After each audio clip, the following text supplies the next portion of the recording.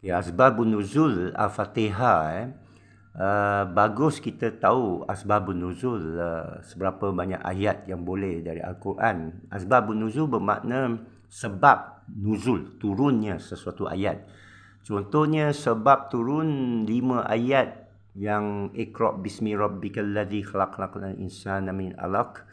Iqra' wa rabbukal akram allazi 'allama bil qalam 'allama insana ma lam ya'lam. Ialah semasa Nabi bertafakur di gua di Hira. Dan dia ada satu hikmah, iaitu dia berkait dengan apa yang tengah berlaku waktu itu.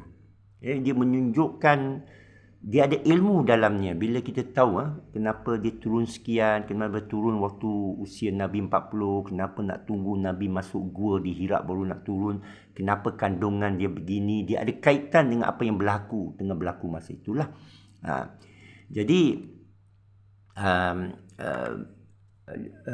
Allah sengaja pilih keadaan atau untuk menunjukkan dia banyak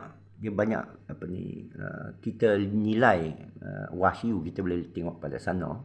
Kerana wahyu ni ialah kalam Allah, ya, ayat direct daripada pencipta kita. Jadi ini paling serius lah, tak ada benda lagi serius dalam alam ini.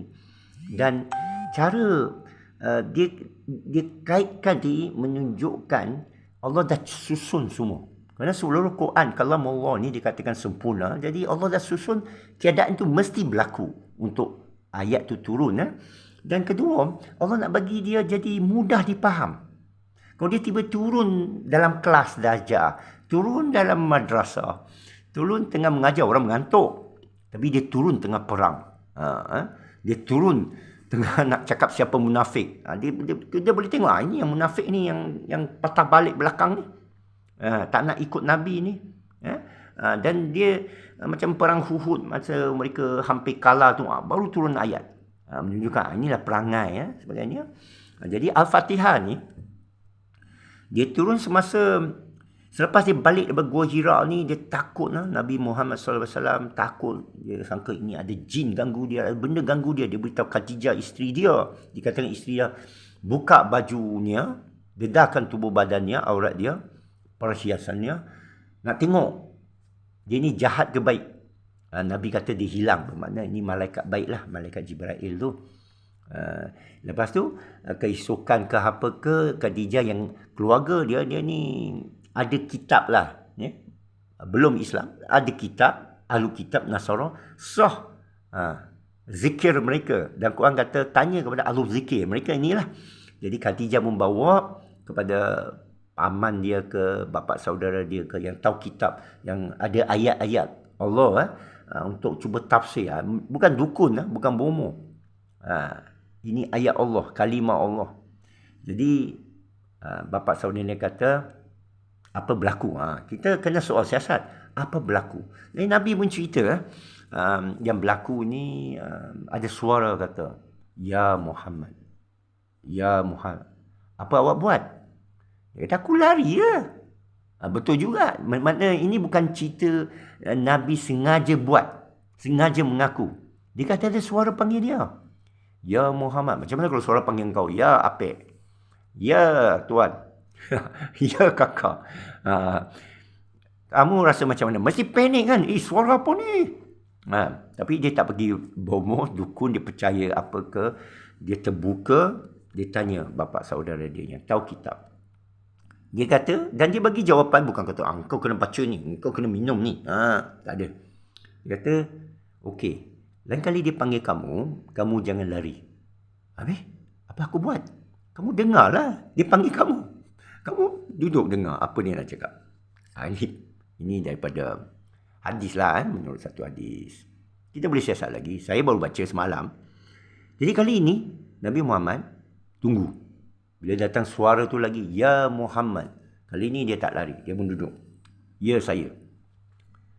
Masa itulah turun, Alhamdulillah Rabbil Alamin, Ar-Rahmanir Rahim, Malik Yaumiddin, Iyyaka na'budu wa iyyaka nasta'in, Ihdinas siratal mustaqim, siratal ladzina an'amta 'alaihim, ghairil maghdubi 'alaihim waladdallin.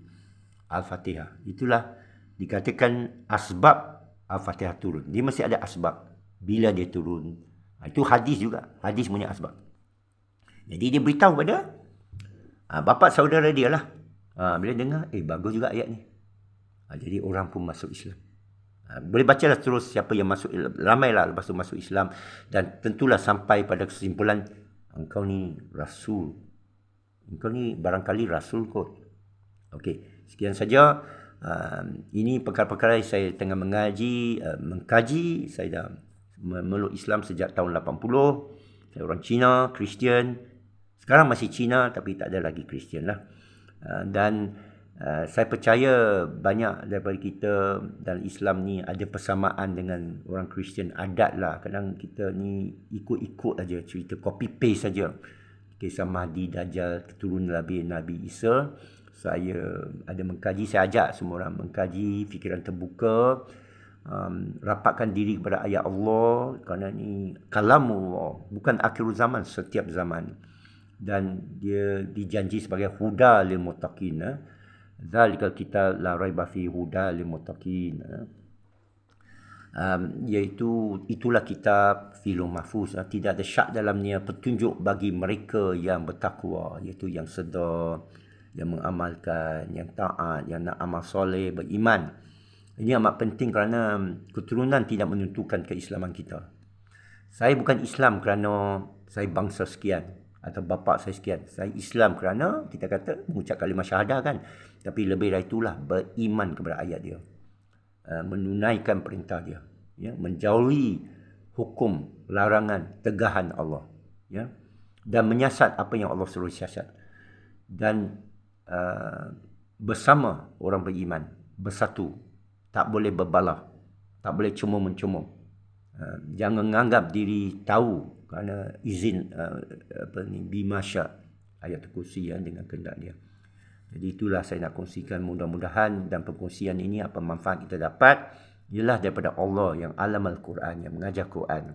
Kita hanya menyampaikan saja dan kita minta doa satu sama lain, kita doa bersama supaya Allah satukan, walkinallaha ala bainahum. Allah satukan kita manusia supaya kita jadi khairatu ummah, antum khairatu ummah.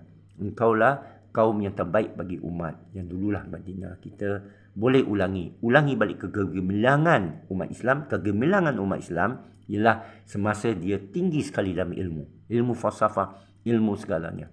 Dan saya sekarang tengah sibuk kaji balik kitab Tahafut antara Ibn Rushd dengan Imam Ghazali, kerana falsafah ini, pemikiran ini perlu sebagai mengubati, merawati, membetulkan balik pemikiran umat kita yang saya rasa banyak perlu dipikirkan balik. Ada banyak yang kejahilan. Bila ditanya apa maksud Malik Yaumiddin, ramai orang kita tak tahu jawab. Maksud Fatihah. Jadi cara ni kita sampaikan, bukan kita marah umat kita. Bukan kita marah saudara kita, apa bodoh ni semua. Itu bukan cara dia. Bukan Nabi punya cara. Nabi tak ada kata, okey aku Nabi, kau semua jahilian, kau semua pergi neraka. Tak ada begitu. Laqad ja'akum rasul min anfusikum azizun alaihi anitum harisun alaikum bil mu'minin raufur rahim. Ya? Dalam datang dari kalangan kamu, daripada kalangan kamu seorang rasul yang amat raufur rahim, amat lembut kepada kamu dan tegas terhadap orang yang menutupi kebenaran. Ya. Maka itu sajalah, sekian. Rabbana atina fid dunya hasanah wa fil akhirati hasanah wa qina azabannar. Subhana rabbika rabbil izzati amma yasifun wa salamun alal mursalin walhamdulillahi rabbil alamin. Tabaraka minkum tabaraka ya karim.